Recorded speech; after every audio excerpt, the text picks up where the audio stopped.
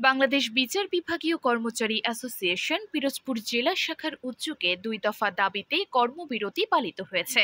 সোমবার ৫ই মে সকালে জেলা দায়রা জজ আদালত প্রাঙ্গণে সকাল ৯টা ৩০ মিনিট থেকে ১১টা ৩০ মিনিট পর্যন্ত টানা ২ ঘন্টার এই কর্মবিরতিতে জেলার বিভিন্ন আদালতের সহায়ক কর্মচারীরা অংশগ্রহণ করেন। তাদের দাবি, অধস্তন আদালত ও ট্রাইব্যুনালের সহায়ক কর্মচারীদেরকে বিচার বিভাগের সহায়ক কর্মচারী হিসেবে স্বীকৃতি দিয়ে বাংলাদেশ জুডিশিয়াল সার্ভিস বেতন স্কেলের আলোকে তাদের বেতন ভাতা প্রদান এবং বিদ্যমান ব্লক পদ বিলুপ্ত করে যুগোপযোগী পদ সৃষ্টি এবং যোগ্যতা ও জ্যেষ্ঠতার ভিত্তিতে পদোন্নতির সুযোগ রেখে স্বতন্ত্র নিয়োগ বিধি প্রণয়ন। কর্মবিরতির কারণে বিচারপ্রার্থী অসংখ্য মানুষকে ভোগান্তির মুখে পড়তে হয়। অনেকেই সকাল থেকে আদালত প্রাঙ্গণে অবস্থান করলেও মামলার কার্যক্রমে সহায়তা না পাওয়ায় হতাশা নিয়ে ফিরে যান। দূর দূরান্ত থেকে আসা নারী ও প্রবীণ বিচার প্রার্থীদের দুর্ভোগ ছিল চোখে পড়ার মতো।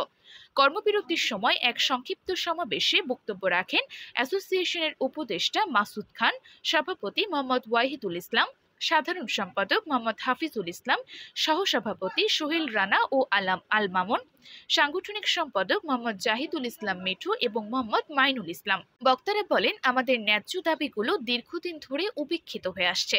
আমরা বিচার বিভাগেরই একটি গুরুত্বপূর্ণ অংশ, অথচ আমাদের বেতন ভাতা এখনো বৈষম্যের শিকার। তারা দ্রুত সময়ের মধ্যে তাদের দাবিগুলো বাস্তবায়নের আহ্বান জানান এবং দাবি পূরণ না হলে ভবিষ্যতে আরও বৃহত্তর কর্মসূচির হুঁশিয়ারি দেন। এ বিষয়ে পিরোজপুর জেলা জজ আদালতের কোনো কর্মকর্তা এখনো আনুষ্ঠানিক বক্তব্য না দিলেও আদালত সংশ্লিষ্ট একাধিক সূত্র জানিয়েছে, সংশ্লিষ্ট কর্তৃপক্ষের মাধ্যমে বিষয়টি উচ্চ পর্যায়ে অবহিত করা হয়েছে। বিচার বিভাগের সহায়ক কর্মচারীদের এই আন্দোলন এখন জেলা পর্যায়ে ছাড়িয়ে সারা দেশে ছড়িয়ে পড়ার সম্ভাবনা তৈরি করেছে। সংশ্লিষ্ট মহলের দৃষ্টি আকর্ষণ করে বক্তারা বলেন, আমরা বিচারের সহযোগী শক্তি। আমাদের দাবি অবজ্ঞা করা হলে এর প্রভাব বিচার ব্যবস্থার উপরও পড়বে। আমরা তো রুমে বসে কাজ করছিলাম, সকালে আসি, সেই বাচ্চাটাকে ঘুম পড়াইয়া রান্না বান্না ভরে উঠে করে আসি, সে রাত্র ৮টা ৯টা পর্যন্ত আমরা কাজ করি।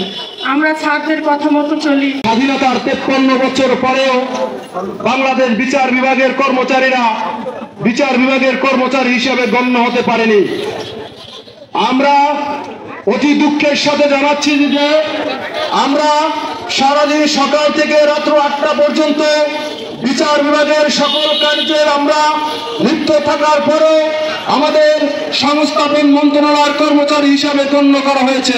কর্মচারী নামে মাত্র আমাদের বিচার বিভাগের কর্মচারীরা সংস্থাপন মন্ত্রণালয়ের অধীনস্থ হয়। আমরা না সংস্থাপন কর্মচারী না বিচার বিভাগের কর্মচারী। আমরা বিচার অঙ্গনে থেকে আমরা অফিসারের সম্মুখীন। এই অফিসার আমরা মেনে নেব না। ইনশাল্লাহ আমাদের এই অফিসার অচিরেই কেটে যাবে। আমাদের থাকতে হবে ঐক্যবদ্ধ।